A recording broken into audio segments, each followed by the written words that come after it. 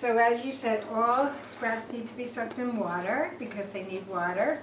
And you need to keep them in a fairly warm place, and it's good to keep them in the dark because they search for the light. They have some kind of innate intelligence. Everything seems to have this intelligence to go towards the light, and so they're sprouting and looking for light. So if you keep them in a darker place, they'll grow fast. What's with flaxseed? Well, you know that you buy flaxseed oil in the store and you buy it for the omegas. Now, flaxseed gets very rancid after about 48 hours, so most likely you're not getting a good flaxseed oil when you get it in the store. So, so why do I use unpasteurized? Everything that's heated is dead. Okay? Dead food doesn't have enzymes and it doesn't have minerals. So, if you're cooking, you're killing. So you're supposed to get a certain amount of amino acids. There are 12. And when you cook things, you don't get all your amino acids. If you don't get all your 12 amino acids, you don't get any. You must have a good blender. I like celery. I'll take a piece of celery and start mashing it down. It adds liquid to it. It adds flavor to it. So that's what I did with this. And then I bought some oats at the market, and I sprouted the oats. And at the farmer's market, Rob, he has... Rob Malcolmson. Rob Malcolmson. He's the only one probably anywhere that has good oats, because the government now is making them heat the oats, and once you heat it and steam it, they probably won't sprout. We tried that. Did you, now are those done in the dehydrator? Yes. Not in the oven? Yeah.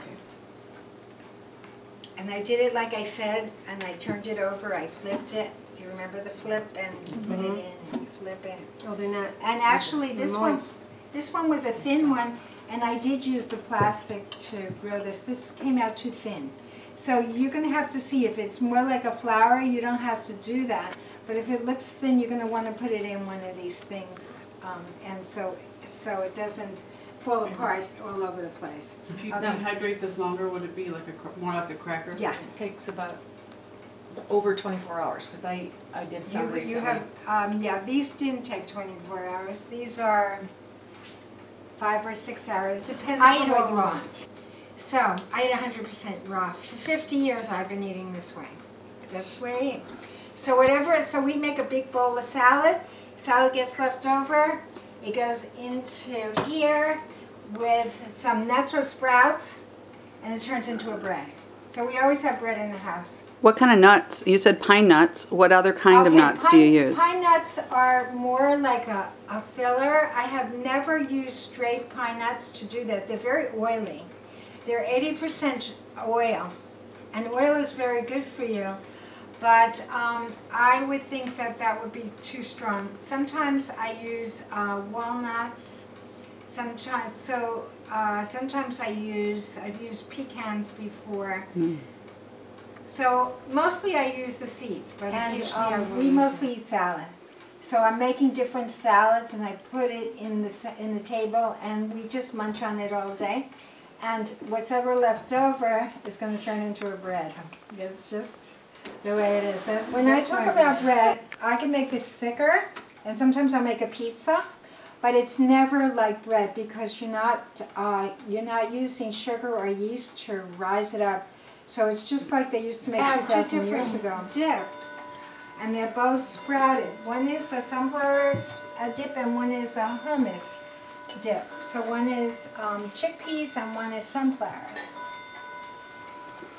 Actually, in the wintertime, I don't even eat salads. I eat everything most of the stuff I eat is heated but not cooked. Now, what temperature can you heat it to, and it doesn't count as cooked? You can heat some things up to 120, 125, between 112 and 125, and you can still, if you can stick your finger in the water and your hand doesn't burn, neither will most of the vegetables. Because it's efficient food and your body's using it up, and it's going to be gone. Yeah, your body goes through it very quickly because See, protein takes hours to digest, and then it has to go into the intestine. This stuff goes right through you, and it also helps you go to the bathroom. Most people get sick because they're constipated, and all that crap from all the years is in there, and that's what makes you sick. And then they name it this disease and that disease and this thing and that thing. Almost everything is self-intoxication. It's auto-intoxication. You have all these toxins that are trying to get out of the body somehow, so they're coming out through different organs. And that's how. So what I'm going to do is take a cup of this. And then we're going to take some water and mix it up and get a doughy effect.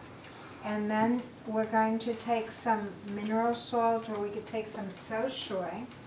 And if you like, you could even put some of the, you could vary it however we want it. We can make plain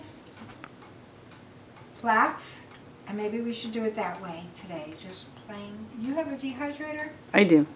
Okay. It's not a square one, but I have So here we are. We got the measuring cup, and I'm going to pour this in. Okay, what are you pouring in? Okay, this is sprouted flax. Okay. And how many days or how long? This is about 2.5 days old. Okay. And it has little tails on And it. I can't get close enough to get a good picture, but I'll get a still picture of it so that we'll have it.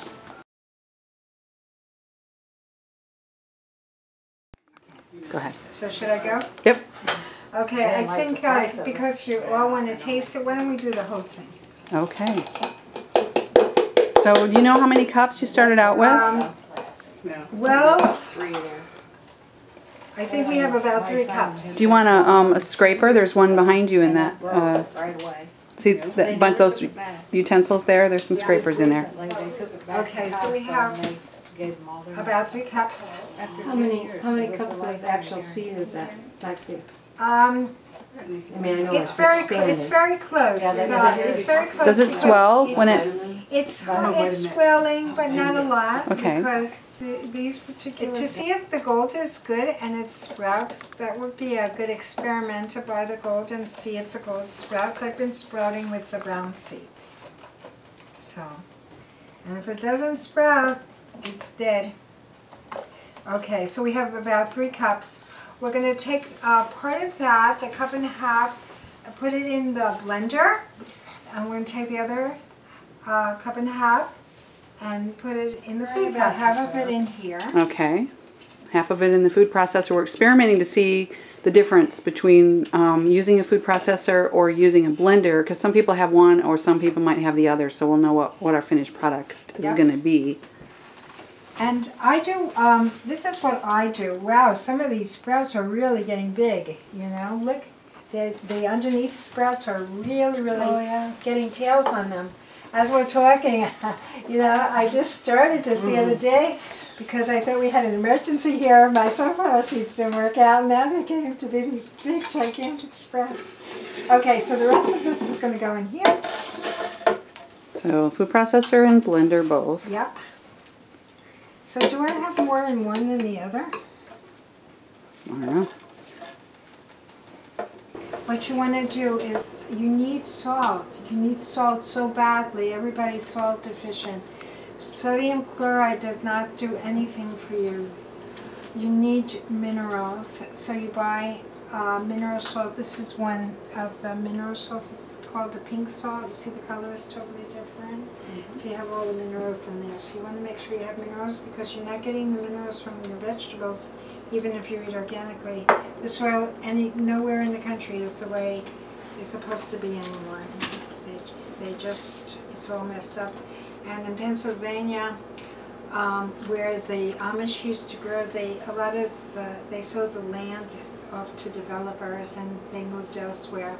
So even the thick soil there isn't thick. The supplement that I use, Standard Process, he started the growing in that soil in 1930. So it's thick, thick, thick. You can get to the bottom of it because it's very high mineral content. But most in the United States, there's hardly any minerals left, just on the very, very surface. So this is a reason almost everybody has a thyroid problem. Do you notice that even though they say that you don't have a thyroid problem. Most people do. And so it just doesn't show up, it doesn't register unless you're really, really sick. So you put mineral salt in the mixture that you're making. How much did you put in? You said just a pinch? I just put in a pinch. Okay, a pinch in with the flaxseed. And there's only flaxseed in the food processor. We found so far that the food processor has been more efficient than the Ninja over here. Because it's square and some things get caught in the corner and got to keep punching it down. But this the food processor worked fairly well. I get a certain kind of product. It would be thicker. And maybe I'd like this as a pizza to make it look nice. Yeah, we put a layer of parchment on the bottom and on the top, and we're going to use the roller and see if we can get it pretty flat so we can make it a cracker and not bread. Okay, so we want to make it a cracker, so I'm going to roll it down this way. I thought she was going to make bread out of it. That's what I thought. Well, you want bread or crackers? Just decide however you want, and we can do the other one the other way. We're not going to eat it anyhow. Not today. So make it whatever consistency you want to make it. It'll be bread then. So the difference between bread and crackers is bread's a little thicker. And the crackers are crispier because you probably want to cook it longer, and the bread's less crispy. So that's chewy. That's the word I was looking for. So it's more like a what we got here. dough. Okay. So usually I like it to look nice. So that's why I put it in the plastic bags. So if I was doing this, I would cut around the edges. Sometimes we should make a pizza. Awesome. Pizzas come out so good. They're incredible. So is this about the right thickness then for what you had in mind? This would be thickness for a pizza. Okay. This is a pizza thickness. We can leave it like this. Okay. Okay. Because that'll work. We'll just trim that paper so that it fits in the food. Trim it with scissors?